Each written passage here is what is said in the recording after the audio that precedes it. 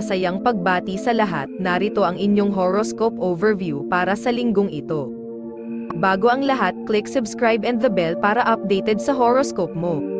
Aries, sa iyong pagsasalita ay maaaring kailangan mong magpabagal ng kaunti, kung hindi man ay hindi ka maintindihan ng mga nasa paligid. Ang mga paghihirap ay hindi mapipigilan ang tagumpay dahil ang mga planeta ay pabor sa'yo. Huwag mag-atubiling humingi ng paumanhin para sa iyong mga mali. Protektahan ang iyong sarili mula sa mga pagkabigo na dulot ng iyong pagiging emosyonal. Mag-ingat kung kailangan mong suriin ang mga dokumento sa pananalapi. Kung naramdaman mo na mayroong ilang uri ng hadlang sa iyong pagpapahayag ng iyong totoong damdamin, maaaring kailanganin mong imbestigahan ito ng kaunti. Ang sitwasyon mo ay hindi ganoong masama, takot ka lang na harapin ito kaya't magpatuloy na may kumpiyansa, at lahat ay malulutas sa huli. Seryosohin ang iyong mga gawain na makakatulong sa iyong isakatuparan ang iyong mga plano. Huwag mang insulto o pamuna ng walang dahilan.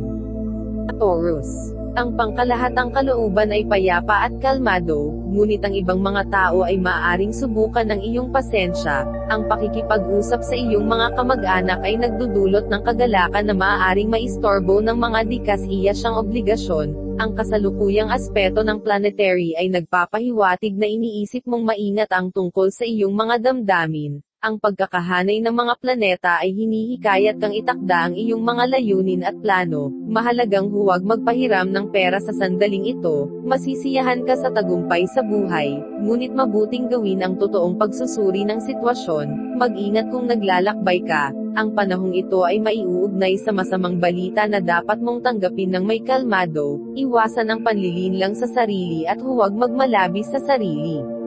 Gemini, panahon na upang makita ang sarili mula sa malayo, sa mata ng ibang tao, at mapagtanto na ang iyong pag-uugali ay nakakainis at kailangan mong humingi ng tawad. Ipinapahiwatig ng aspetong planetary na mahirap maging mapagpasensya tungkol sa mga bagay na nakakaabala sa iyo. Tandaan na upang maging matagumpay sa mundo ng negosyo, kailangan mong magsumikap, kaya't panatilihin ang iyong pagpapakumbaba. Ang mga pag-aaway ng pamilya ay maaaring makasira ng iyong kalooban.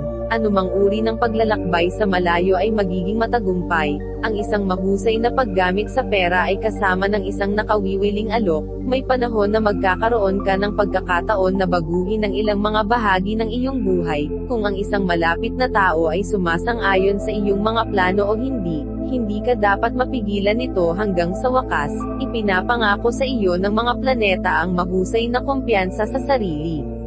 Cancer, huwag magsagawa ng anumang mga bagong aktibidad na dulot ng impluwensya ng damdamin. Kalmadong isipin ang tungkol sa lahat ng bagay na magsisimulang gawin mo. Kung mayroon kang sariling produksyon, ang tagumpay ay nasa iyo. Saklaw ng pagsasaayos ng langit ang pag-asam ng pagbabago. Ngayon ang oras upang ilagay ang iyong pera kung saan mo gustuhin. Pagmasdan kung ano ang nangyayari. Gumawa ng tamang konklusyon tungkol sa iyong personal na pag-unlad. Nagtakda ka ng isang layunin na napagpasyahan mong makamit, ngunit mag-ingat ka dahil sa hindi inaasahan na mabibigo ka. Ang sandali ay angkop para sa isang paglalakbay na simula ng mga bagong aktibidad, lalo na kung nasa ibang bansa. Minsan kailangan mong maging mapangahas.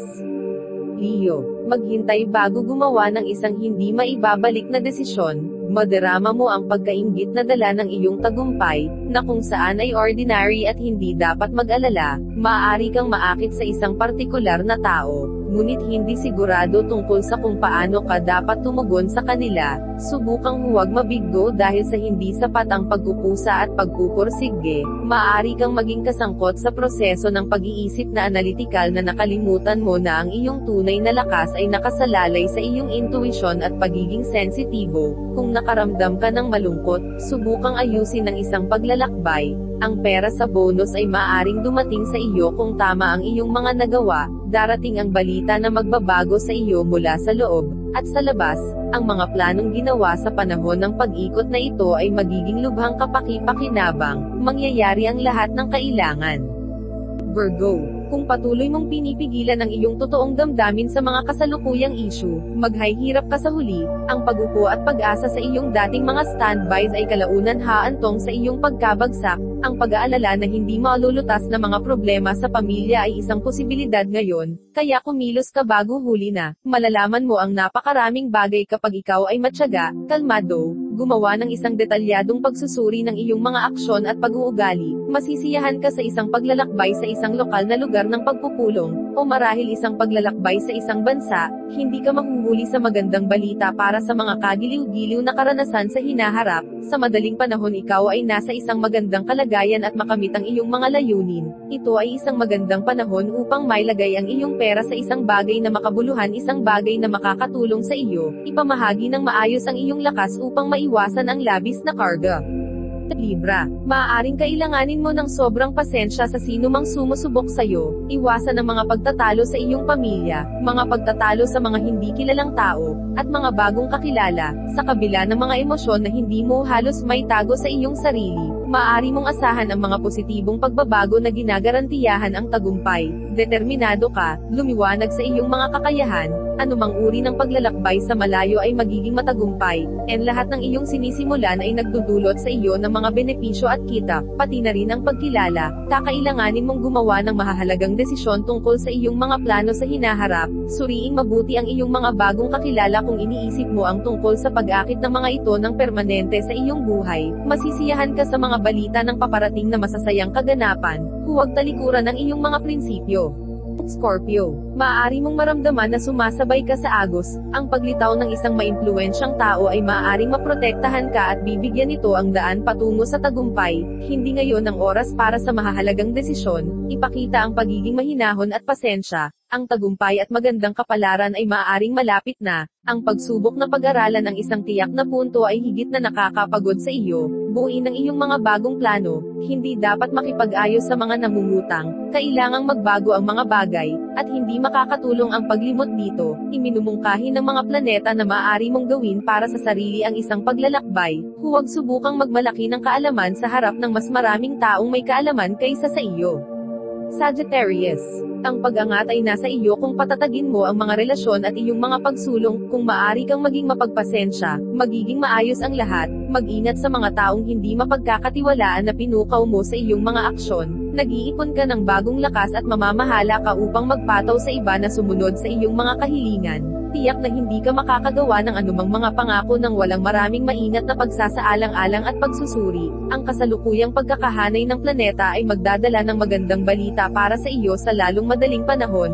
Ang iyong mga aksyon ay matagumpay at magdadala sa iyo ng bagong pagkilala at mahusay na kita. Ang paglalakbay ay makakakuha sa iyo ng magandang kalagayan at pagpapahinga. Makinig sa mga payo na makikinabang ka.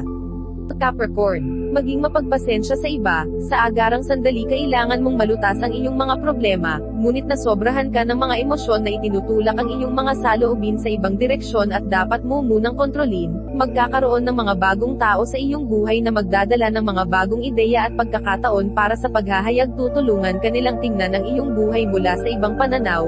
Hindi ka dapat maging una sa mga kaganapan kung nais mo ang kaunlaran. Ang iyong mga biyahe ay magiging matagumpay kung ikaw ay maingat. Huwag labis na pag-aralan ang bawat maliit na detalye na tumatawid sa iyong landas. Posibleng ang ilang mga kamakailang panukala ay nagkakaroon ng pagkalugi sa pananalapi. Ang ilang mga espesyal na kaganapan ay maaaring nasa abot tanaw, at magkakaroon ng mas malalim na epekto sa iyong buhay kaysa sa kasalukuyan mong mapahahalagahan. Ipinapahiwatig ng kasalukuyang aspeto na kailangan mong umupo, magplano at maabot ang ilang mga desisyon.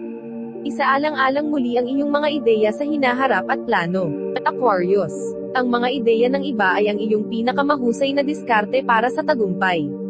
Ang iyong mga ideya ay susuportahan kung tactical at hindi masyadong mapilit na ilagay ang mga ito para sa talakayan. Tila mayroong pagtulak at paghimok sa panahong ito, hindi lamang sa iyong pangkalahatang kapaligiran, kundi pati na rin sa iyong pamilya. Ang enerhiya mula sa mga planeta ay lumilikha ng isang kalagayan ng pagkakaisa para sa iyo. Mag-ingat na huwag mapalala ang iyong kondisyong pampinansyal, nasa isang oras ka na nagpapahintulot sa iyo na matanto ang iyong mga plano, hindi ka kukulangan ng magandang balita para sa mga kagiliw-giliw na karanasan sa hinaharap. Ang maingat na pagsusuri sa kung ano ang nangyayari sa panahong ito ay makakatulong sa iyong makakuha ng karagdagang benepisyo para sa iyong sarili. Magiging matagumpay ang mga biyahe, gamitin ang mga ito upang maiwasan ang mga problema. Ang pagkainip na pag-uugali ay nakakasakit sa iyo. Pisces, isaalang-alang ang mahusay na pagpapatibay sa iyong sarili na may higit na pasensya, lalo na ngayon. Huwag kalimutang magkaroon ng pananampalataya na kung ano ang iyong pinagtatrabahuhan ay magiging matagumpay.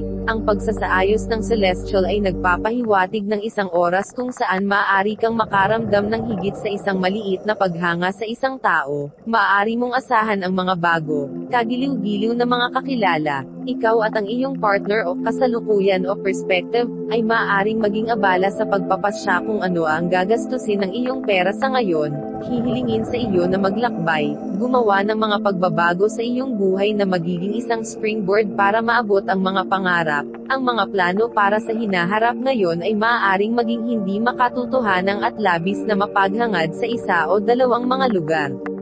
Isang paalala na ang horoscope ay gabay lamang, ikaw ang may control sa mga desisyon at sa nais mong gawin sa iyong buhay. Maraming salamat, peace and prosperity to all.